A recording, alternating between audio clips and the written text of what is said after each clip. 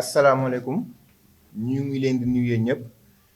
di nuyu surtout suñu mbokku journaliste yi fi nekk di leen di jéggalu ci gros retard bu ñu accusé di si sàkku ngeen jéggal ñu si ñun waa Colicot ñu toog fii tey ñoo woote conférence de presse tey jii nii pour wax ci lu ñu nekkoon depuis plus d'un mois mooy le problème du camarade Cheikh Oumar Diagne waaye duñ ci yam kese dinañ waxaale aussi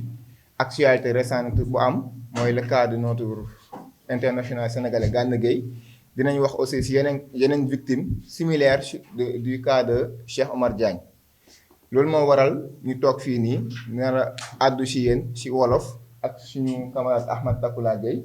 ci français ak avec Papis Jim parce que ñun ñëpp gis nañ ni yàggul dara mooy vendredi passé ak mercredi le 27 avril def nañ marche boo xamante ne pacifique lañu déclaré pour jëmalee ko kudd ba poste Médine waaye à chaque fois préfet de Dakar da ciy interféré wu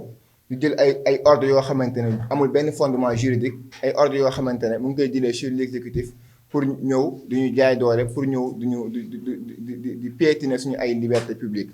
loolu moo waraloon nag vendredi ngeen gis ba ñuy jàpp ñu am ay violence ba ci ay camarades yoo xamante ne kii nii taxaw dañoo toj bopp bi ba ñu ñaw ko am na ñoo xamante ne Mouhamed Gueye mënul dox ba léegi am na ñeneen ñoo xamante ne am nañ ay séquelles yoo xamante ne mu ngi leen di sonal loolu na moo waral tey jii nii dinañ leen def ay plan d'action yoo xamante ne teg nañ ko mettre nañ ko en place pour préfet bi mu répondre de ses actes dinañ ko yóbbu chambre administrative bu cour suprême aussi policiers yi doon dóor nit ñi dinañ leen porter plainte ñu dem répondre de leurs actes bu ñu ko deful aussi ñun dinañ utiliser d'autres méthodes yoo xamante ne dinañ waral ni dóor yi dina fayu moo koy faj. alors asalaamaaleykum maa ngi auzu billaahi mina shaytaani rajiim bismillaahi rahmaani rahiim maa ngi nuyu ñëpp di ziar ñëpp Abdou Karim Gueye la membre du mouvement Nittu Dëgg Valeurs membre du collectif Colicot aussi de ànd sàmm jikko yi c'est très important moo tax may kii ak noonu sax di ko seet c'est-à-dire dafa am lu am solo parce que man d'abord man je m'adresse à Macky Sall et que quand je m'adresse à lui c'est très important pour gars yi xam ko parce que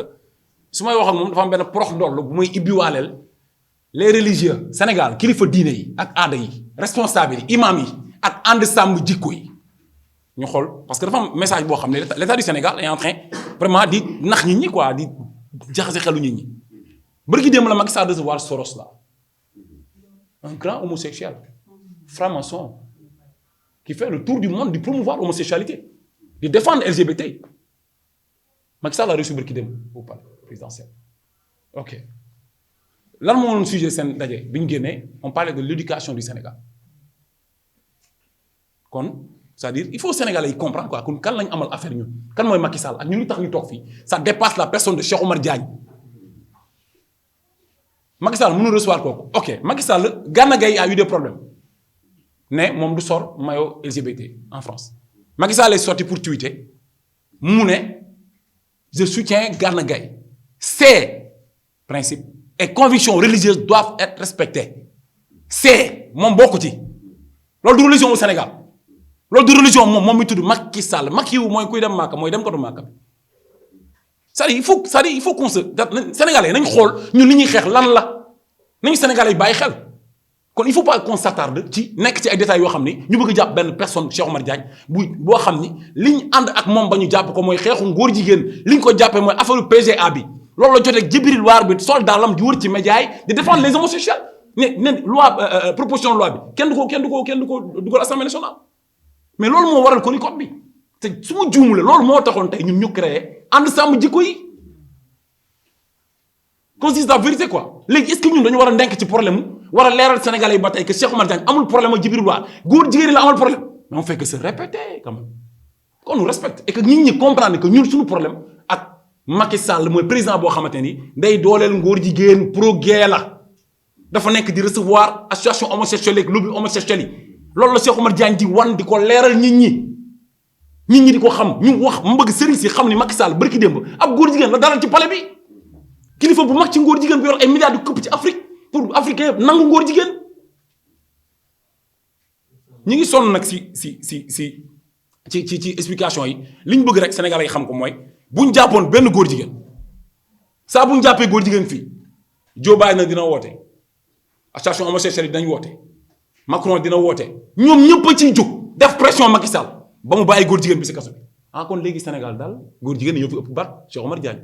un digne fils de ce pays un musulman góor jigéen ñoo fi ëpp baat ay ànd sàmm jikko yi ñoo fi ëpp baat collectif Colicot ñoo fi ëpp baat les musulmans les chrétiens mais loolu la Macky Sall def te sëriñ si toog di ko seetaan ñëpp toog di ko seetaan dañuy woote nag manifestation quoi xam boobu la ñu ngi def ay manifestation ñuy jugee dañuy def il faut que ça soit clair ñu xam ko bu ñu kenn jaxasee ak àdduna constitution manifestation droit constitutionnel la c'est autorisé par la constitution du Sénégal ñun dañu am droit taxaw ne dañoo bëgg a ñaxtu soxte bërëb sangam ba bërëb sangam bind lettre de ko kii boo xam ni dañ koy def demande la du demande sax déclaration la bu ñu ko bindee jébbal ko autorité compétente yi ñoom ñu jox ñu kii boo xam ne ñun dañ koy jël dem mën a manifester pour woo police bi ñu mën a couvrir suñu marche pacifiquement loolu mooy teg ko si yoon loolu la ñuy wax état de droit loolu mooy constitution moo ko maye loolu la ñuy wax république waaw alors léegi république boobu li mu ñu may ñu def ko respecté ko ñun en tant que citoyen sénégalais ñu jaar fi ñu war a jaar ne dañu bëgg manifester dox jóge UCAD université dox ndànk ba poste mérite mais lii burul jàmm kuy def lii ku bëggul jàmm kuy sàcc doo yëglu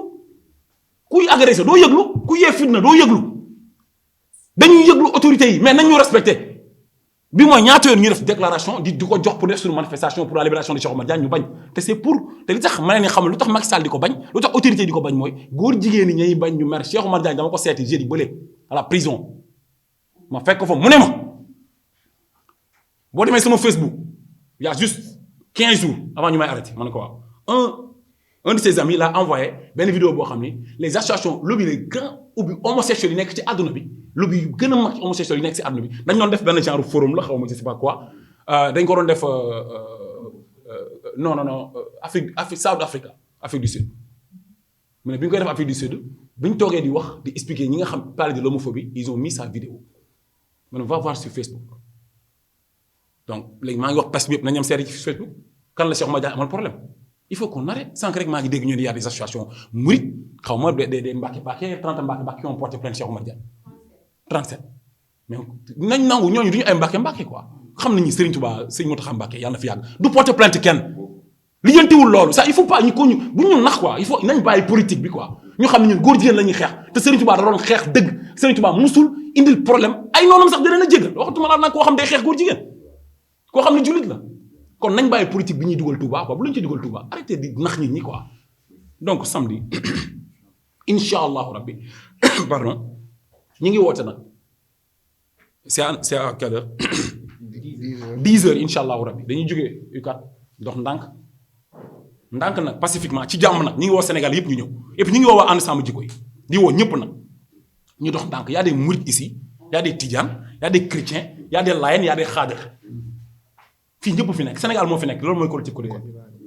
des Ivoiriens y a tout le monde yàlla Sénégal en fait yàlla Sénégal ci derrière nous léegi ñu dem ndànk dox jëm ba buntu poste mi def suñu manifestation pacifiquement di woo presse bi di woo ñëpp kenn duñu ko interdire te suñ ko interdire bi yoon bi manifestation bi ñuy defaat buntu pare lañ koy defee te su ma ko waxee rek ngeen gëm jërë ngeen di wasalaatu salaam rasulullah di nuyu aussi waa Colicot collectif pour la libération de Cheikh Omar Diagne man nag je me présente je m'appelle Ousmane Diagne bokk ci kuréel bi ñuy wax mafia kàcci kàcc nga xam ne ci réseaux sociaux lañu leen gën a xamee mais ay combat de principe yu mel nii dañuy obligé ñu teew parce que lépp c'est dans le sens de la justice ak le Sénégal donc ñun li ñuy wax mooy ñun waa mafia kàcc kàcc en mon nom dañuy apporter tout notre soutien au collectif pour la libération de Cheikh Omar Diagne mais aussi au principal concerné muy Cheikh Omar Diagne parce que li ñu gis mooy Cheikh Omar Diagne dañ koy jaay doole ki koy jaay doole nag du kenn ku dul état bu nga xamante ni bëggul kenn koo xamante ni dafay wax dëgg bëggul kenn koo xamante ni daf koy opposer ay idées Cheikh Omar Diagne si loolu la nekkoon di xeex lépp lu nga xamante ni bon la bu nekk si réew mi notamment affaire góor jigéen loolu nag lañ ko singalee tey ba ni dañ koy jël saakal ko pexe comme li ñu singalee ñeneen ñu nga xamante ni auparavant dañ doon indi ay idées yoo xam ne arrangé wul état te li ñu gën a métti si mbir mi nag mooy ki nga xamante ni moom la ñu wax ni moo ko porté plainte moom au contraire tey moom moo ko waroon fekk ci kaso bi kooku moo waroon tey dugg ci kaso bi muy ki nga xam ni moom la ñuy wax Djibril War damay tudd son damay citer son nom parce que li indi affaire bi ñu ñëpp gis nañ ko benn émission la woon Djibril War ci boppam woote daal di wax lu ko neex Cheikh Omar Diagne wax ko collectif ànd sàmm jikko yi te tey aujourd'hui dara fekk ko ci comme ñeneen ñi nga xamante ne ñu ngi faree du côté du pouvoir di def lu leen neex di saaga nit ñi di leen menacer te dara du leen ci fekk c'est-à-dire quand tu es avec le pouvoir yow mën ngaa def lu la neex mais bu fekkee tu n'es même pas contre le pouvoir da ngay wax dëgg gi te yàlla tax mais ñooñu la aujourd'hui ñoo nekk en danger. war nañ ko Cheikh Omar Diagne am na ñeneen ñoo xamante ne aujourd'hui tey ñi ci kaso bi ku mel ni benn jeune bu ñuy wax Mortala Rasoul Dia koo xamante ni Koungheul la nekk dafa doon dénoncer l'accaparement des terres ak affaire yooyu dafa jógee Maroc wàcc rek ñu jël ko yóbbu ko ci kaso bi pour des faits de diffamation c'est-à-dire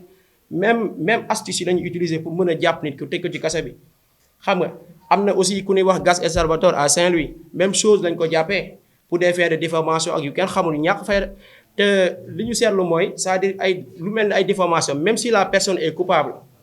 dama ni la loi pénale ñëwul uniquement pour jàpp nit ñi di leen tëj ci kaso bi la loi pénale n'est pas faite pour ça la loi pénale elle est faite pour réguler la société c'est-à-dire am na ci délit yoo xamante ni nit ki warul sax dem kaso lu ci mel ni nag Cheikh Omar Diagne nga xamante ni moom père de famille la il présente toutes les garanties de représentativité devant la justice mais kooku même bu fekkee da nga koy àtte ci lu mel nii mais nga bàyyi ko mu dem këram Cheikh Omar Diagne fan la daw jëm famille fii la ko am fii lay liggéeyee fii la yor njabootam et tout ay intérêt Sénégal gi la nekk fan la daw jëm surtout ak ay faits de diffamation ñàkk fayda yooyu. donc dañuy ñaawlu li nga xam ne moo xew Cheikh Omar Diagne est aujourd'hui un otage du président Macky Sall te beneen affaire tamit leer na ma ni moo gën a tax ñu téye ko mooy dafa bëggoon a présenter pour ces élections législatives là te loolu arrangé wul état. parce que tey Cheikh Omar Diagne bu demoon ba am tey nañ ko wax bu demoon ba am unité judiciaire bi député yi di am daf koy gën a mën a permettre mu défendre li muy défendre te dara du ko ci fekk parce que ñun li ñu gis mooy jël nit ki singali ko jël ay délit teg ci kawam ba pare jàpp ko teg ko ci kaso bi ba pare nag dem di seeti ay preuve loolu moo ñu gën a metti donc loolu ñun mënuñ koo seetaan ñun waa Mafia kàcc-kàcc ba tax na dañuy ñëw rejoindre collectif bii te lépp lu mu laaj dinañ ko def di ñaawlu aussi violence policière bi nga xamante ni moom la suñu frères yi subir vendredi bi passé su ma jubul donc voilà parce que rien ne justifie ça nit ki nga xam ne dafa ñëw di marche yorul xeer yorul paaka yorul jaasi di dox tranquillement pour réclamer la libération de quelqu'un mais il faut violence lan la fa uti amul benn texte ci Sénégal bu wax ni nit buy marche pacifiquement war nga ko violenter wala nga dóor ko ba di ko gaañ ba mu ciy am ay infirmité wala yooyu donc loolu dañ koy ñaawlu di wax force de l'ordre dañ delloo seen xel kenn ku ne sa kër am nga fa koo xamante ni peut-être si ñoom la bokk donc ñun Sénégal mënuñ koo xaajaloo donc lu ñu leen wax nañ delloo seen xel état bi ñu nekkal jaruñu ko politiciens yi jaruñu ko parce que ñoom tey jii dañuy dem ñoom ñu des fii ñun ak ñoom donc ñoom nañ delloo seen xel ba pare aussi di wax préfet bi aussi tamit ne delloo si xelam parce que nit ñi mënoo nekk si pays amoo droit marche amoo droit manifester li la naqari loolu mënul nekk te constitution moo la ko permettre c'est-à-dire li ngay def mooy demande d'autorisation da ngay déposer juste pour yëgal autorité bi moom mu encadrer manifestation déclaration rek lañ la sant pour permettre à l'autorité de prendre ses dispositions donc loolu la amuñu benn droit di interdire nit ñu ni marche surtout nag marche boo xam ne pacifiquement xam nga ni yow ñi ngi ko séqal duñu ay bandi duñu ay vagabond ci réew mi donc loolu lañ amoon si lu ñuy wax di leen gërëm di leen sant di leen wax ni nag incha allah xeex bi moom du yem fii lépp lu nga xamante ni collectif bi décidé na ko ñun incha allah waaye Mafia Kàcc dinañ si ànd di leen gërëm di leen sant merci beaucoup. merci beaucoup. voilà asalaamaaleykum maa ngi nuyu ñëpp et puis di jéggalu tamit si retard bi wax dëgg fa yàlla ñu ngi masawu en fait journaliste yu fi xaar parce que tamit on avait donné rendez-vous à 10 heures te duñu yéex a commencé mais xam nga rek léeg-léeg tamit dafa am ay contretemps quoi donc man damay revenir daf benn rappel parce que il est bon tamit bu ñuy entamer benn combat di ko def bu ñu engagé benn combat foog ñu def benn rappel parce que ça fait plus de 40 jours maintenant que Cheikh Omar Diagne mi ngi en prison man sax je ne trouve pas que du ma utiliser le mot arrestation man pour man c'est séquestration la parce que quand on arrête une personne c'est sur des bases légales maanaam lu leer naññal nga koy teg loo xamante ni dafay tax ni kii bu defee lii lañ koy teg mais Cheikh Omar Diagne amul dara loo xamante ni tax na gars yi mën ko téye foofu loolu man séquestration laa ko tuddee donc rappel bu may def mooy que ni Cheikh Omar Diagne d'abord dafa am si lu nu waxagum parce que dama koy def entre guillemets donc mbubboo benn plainte ko bu Djibril Wade def contre sa personne ñëpp suivre na ko parce que chronologie bi laay wax plainte boobu c'était suite par rapport ak benn émission bu ñu doon def Walfadjri boobu ñu ngi nekkoon ànd sàmm jikko yi ñuy wax di dénoncer di alerter comme ni mu ko yàgg defee sax ci agenda LGBT bu am fii ci suñu réew yi Sénégal fii en particulier Sénégal donc si émission boobu la Djibril War woote menacé ñu fa nekkoon déjà dafa leen njëkk a insulté ñu toogoon ci table bi c'est-à-dire waa ànd sàmm jikko da leen yéen dama foog ne ba ngeen nekkee xale dafa am ñu leen doon tëddee parce que terme yi lu mu utilisé noonu la ko tuddee noonu la ko waxee ku dugg ci YouTube bi wala ci yeneen ci page yi di nga ko fa fekk mu dem ci biir waxam mu ciblé ça veut dire que donc il a ciblé une personne muy Cheikh Omar Diagne na ko yow Cheikh Omar Diagne bés bu ma la fekkee dinaa la duma ça veut dire que donc menacé na ko te dinaa la def comme jigéen saaga na ko c'est-à-dire mbir mi noonu la demee fokk tamit ñu xam fu mbir yi tàmbalee Cheikh Omar Diagne bu muy wax dafa ni ko am na benn mbaam waat bu sant waat buy ñaax fële tudd sax turam déjà laaj leen ko ndax PGA la bokk c'est-à-dire que donc une phrase interrogative la jox maanaam dafa lay laaj leen ko affirmé wul te même si bu affirmé woon sax normalement foofu plainte am ndax du diffamation ndaxte boo demee si page PGA y a des parlementaires sénégalais yu fa bokk yoo xamante ni ils sont membres dont Djibril War mbir mi noonu la demee ñu teg si quelque temps il a reçu une plainte une convocation sax dig déjà diffamation ak injure je ne vois pas pourquoi ñu koy yóbbu dig division des investigations criminelles alors que mënoon nañu ko régler ci benn police fii wala poste de police yi nekk fii d'abord loolu mooy njëkk nekk problème deuxièmement nekkul sax si dig mais brigade antiterroriste lañ ko fa yóbbu je sais pas si ndax mën ngeen ndax yéen a ngi xool affaire bi ni mu demee foofu lañ ko convoqué si la fa demee après si lay soogaa xam ni Djibril War moo ko porté plainte moo mat une deuxième convocation mu dem fa ak avocat am effectivement bu lay woo di la déglu da lay laaj lu nga wax ci fan nga ko teg il a apporté ses preuves indi liste yu nekk PGA parce que bu nee da la diffamé wax la loo xamante ni tegoo ko fenn yàq nañ sa der bu la wooy di la déglu da lay laaj fan nga ko teg mais boo indee preuve yi normalement waratul la topp ñu woote ko encore une troisième convocation encore moom ak Djibril War ñu def confrontation ñu xool ndax ku nekk day maintenir position version bi autant pour moi noonu la demee dafa fa 30 minutes on a li Djibril War bi ñu bàyyi ko mu dem moom ñu téye ko ñu ne parce que le procureur da ko bëgg déglu il a passé toute la journée là-bas mu toog 5 fois lu nu woo procureur bi pour xool lan la ñuy def Cheikh Omar Diagne ndax da nga koy bàyyi mu dem wala lu muy demee mu koy rëpp chaque fois bu nga ko wooyee mu naan xaar leen ma maanaam dafa am lu may xaar ba finalement ba nga koy mu ne de toutes les façons après man bu ma kii dinaa leen woo weeru koor la woon vers 18h bu ma juumulee si le procureur bi wooyee ne na nga ko defee indi ko si moom loolu mooy si la nga ko defee rek mbir bi noonu la dem chronologiquement bi lay am donc du ma dugg rek si détails yi ba après par la suite ci même jour il a passé la nuit ci poste de police bu Plateau le lendemain mu passé waat toute la journée cave bi fële au niveau du tribunal kenn entendre ko mu def retour de parquet dem central ba le jeudi ci lañ ko def sous mandat de dépôt ba muy def mandat ba mu koy def mandat ba juge d'instruction bi deuxième cabinet Mamadou Seck di ko déglu le substitut du procureur ne s'est même pas basé si kii bi comment dire basé wu na si plainte pour diffamation et injure mais dafa amaat beneen chef d'accusation bu ñu si yokk ñu ne menace par voie informatique et je rappelle ici je crois que c'était en 2001 ou 2020 non attends 2021 ou 2020 amoon na fi benn rassemblement 23 juin bu ñu fi defoon 2 jours ou 3 jours après dans la même semaine ñu def benn procédure d'urgence voté benn loi contre le terrorisme et cetera dugg na fii mais ba ñu arrêté woon. 21 janvier 23 exactement 2021. 2021 voilà parce que rappel yooyu lépp tout dafa am benn lien boobu la Djibril War taxaw attaqué cité nommément Cheikh Omar Diagne et le journaliste Pape Alé Niang jël la république privée du Sénégal bu Cheikh Omar Diagne bindoo nga xamante ni dafa doon wax ni suñu république ñu ngi ko tabax si ay base si ay rythme pas ay rythme mais ñu ngi ko tabax si ay valeurs maçonniques di joxe ay symboles et cetera yu bëri bon du ma si dugg si livre bi moom mu jël ko prendre ko devant si biir hémicycle bi ñëw ne ay nit loi bi pour ay nit yu mel ni comme ay Cheikh Omar Diagne la ak Pape Alé Niang nga xamante ni dafa insulté suñu république wax lu ko neex man pour man foofu la ñu commencé seen complot bi pour séquestrer ko loolu lay wax ji rien n'est fortuit bu ñuy wax dëgg te yàlla tax donc ba nu ko defee ba substitut procureur boole si par voie informatique donc man damay def lien bi entre accusation boobu ñu def ak loi boobu ñu voté parce que tamit ñun defuñu c'est juste pour que nous am prétexte pour def ko sous mandat de dépôt parce que booy accuser benn nit na ko daf la diffamer wala daf la saaga injurier c'est-à-dire que loolu flagrant délit lay dem kenn du ko instruire kenn mënu ko instruire mais foog nu am lay boo xam ne sur le plan juridique pour ko mën a nu ko mën a téye daf ko sous mandat de dépôt xam naa ne ci lu ñu sërëxalee affaire boobu menace par voie informatique loolu may wax maintenant ça fait 40 jours ëpp na ko sax plus de 40 jours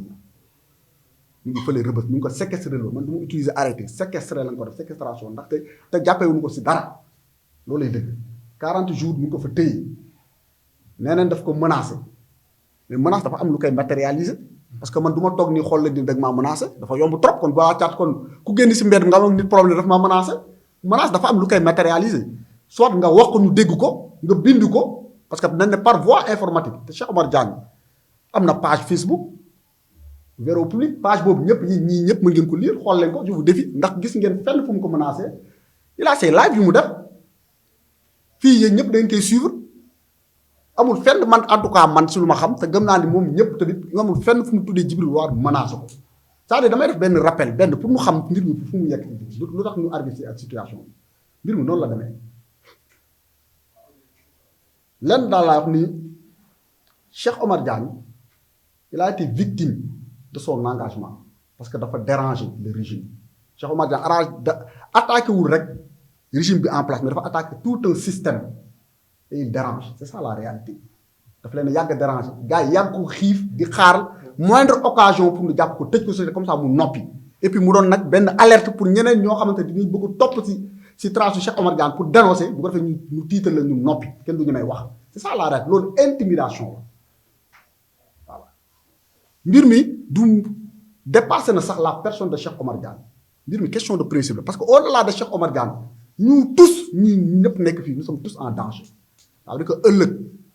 nit ku taxaw gis lu dul yoon di dénoncer daf ay dénonciation ëllëg mën na la jàpp ni daf ni moom tëj la y aura une jurisprudence de Cheikh Omar Diagne surtout si wàllu góor jigéen voilà c'est ça la réalité j'ai vu si dernière semaine jours yi ñuy tout le monde est scandalisé si kaw comment dire si kii Gana Gueye effectivement c'est scandaleux du yoon mais bi ñuy xool sur la priorité des scandales suñu lu war a gën a scandaliser mais bu Cheikh Omar Diagne mooy priorité Gana Gueye dafa dem dëkku jàmbur ñun bu leen neexee sax ñu ne xaj ak muus sax bu leen neexee góor sëy moom seen problème la seen dëkk la seen loi la bokkuñu civilisation bokkuñu dara y a rien que nous lii c'est les Européens ñun nous sommes des Africains on a nos valeurs bu leen neexee sax ñu ne ñoo xam bien que nag ñun xam ne loolu sur le plan des valeurs humaines loolu mooy loolu c'est aux antipodes des valeurs humaines loolu ñun xam nañ ko mais seen dëkk la jéem lañ ko solo mayoo pour def la promotion góor jigéen mu ne du ko sol am na si droit parce que ñoom nee nañ France pays de liberté la et cetera mais ba tey seen dëkk la mais fii lu gën a grave mooy Sénégal balaa ngaa bale kër jàmbur buy tëdd mais bale sa buntu kër mais Cheikh Omar Diagne mi ngi fii Sénégal fii la nekk c'est un Sénégalais demul France fii la nga ko jàpp ci affaire góor jigéen kenn jàpp kenn tëju ko donc koo critiquer rek ba président bi dam di bind tuuti di ko soutenir ministre yëpp bind personnalité bi bind mais kii da nga koo jàpp na ko ràpp secrétaire ko tëj ko si kaso bi ci wàllu góor jigéen te fii la xewee Sénégal loolu lay wax pour man kooku moo gën a nekk priorité pour ñëpp solidariser wu jàppale ko si loolu mooy la réalité bu ñuy wax dëgg te yàlla rek tax na te nu bañ a créer amalgame encore une fois parce que j'ai vu certaines personnes yu jéem a dox si biir xelu nit ñi di lëndëmal parce que léegi on veut lui faire coller un mauvais procès c'est-à-dire benn procès d'intention et que ñu wax ci procès yi ñu koy poursuivre sur des faits maintenant on dit que ni moom c'est un instructeur public wala et cetera alors que c'est archi faux parce que loolu en réalité loolu la ko bëgg faire passer pour un instructeur public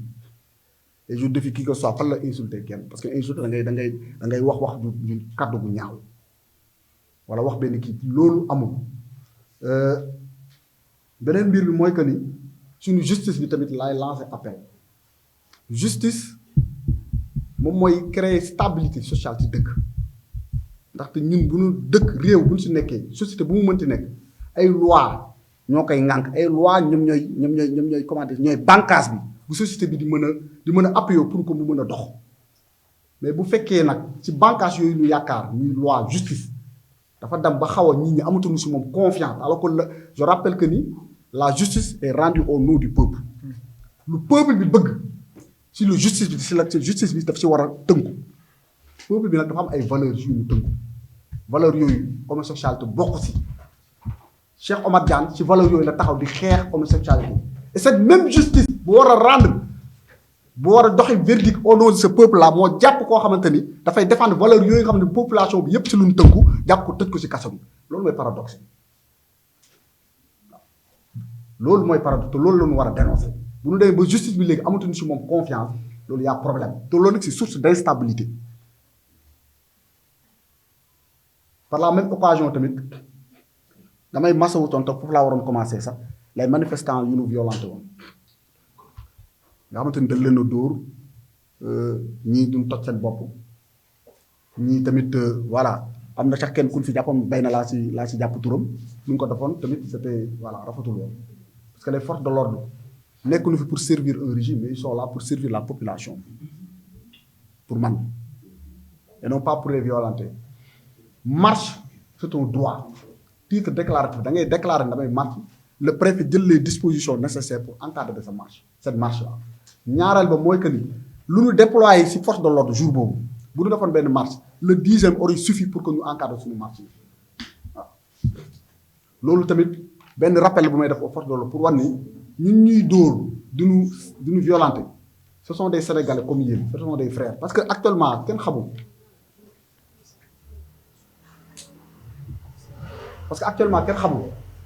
fu affaire dugg parce que régime bi yëpp dañuy ñëw dañuy dem je me rappelle le 23 juin 2002 le 23 juin oui, effectivement c'était le 23 juin 2011 bien que exemple boobu moom moo laa gën a mën a jot lorsque ba doon violenter les opposants à l'occurrence Moustapha Niass mu ngi doon wax policiers yi benn affaire ne leen yéen a ngi nii duñu dóor mais jàpp leen régime yi dañuy dem te ëllëg mën ngeen di yéen ñu dóor ñëw duñu garder loolu la lancé loolu affaire message boobu laay jox policiers yi les forces de l'ordre ngeen di dóor tey ëllëg mën ngeen dem ngeen jëlee di garder waaw beneen bi mooy que ni marche bi day voilà beneen bi mooy par rapport aux marches par rapport aux marches yu ñu déposé pour samedi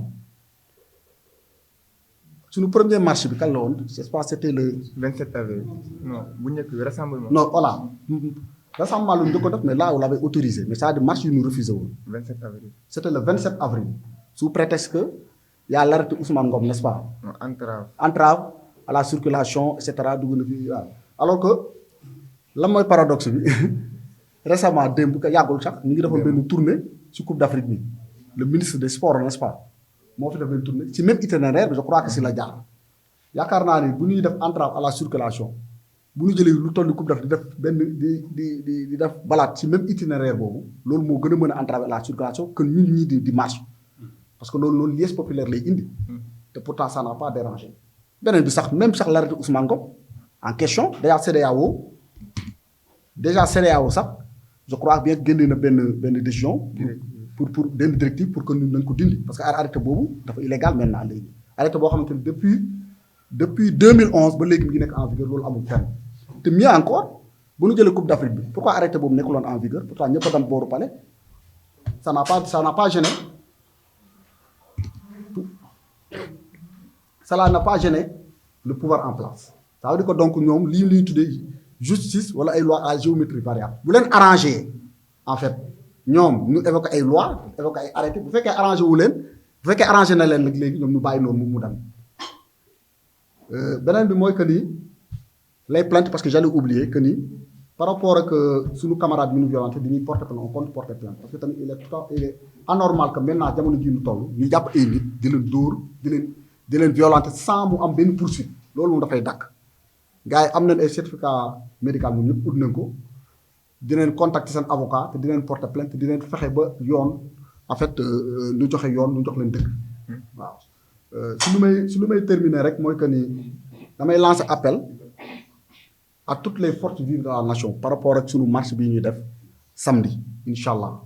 que ni lii nii ñuy def c'est pas la personne de Cheikh Omar Diagne encore une fois c'est pas Cheikh Omar Diagne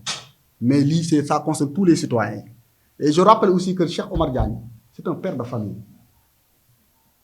de famille sa fille aînée dafay def ren ji examen te ñëpp xam nañ ne xale bi ñuy def examen yi dafay soxla soutien moral ci papaam wala ci yaayam ak su mu mënti doon waxatuma nag son père mu emprisonné ko mu xam loolu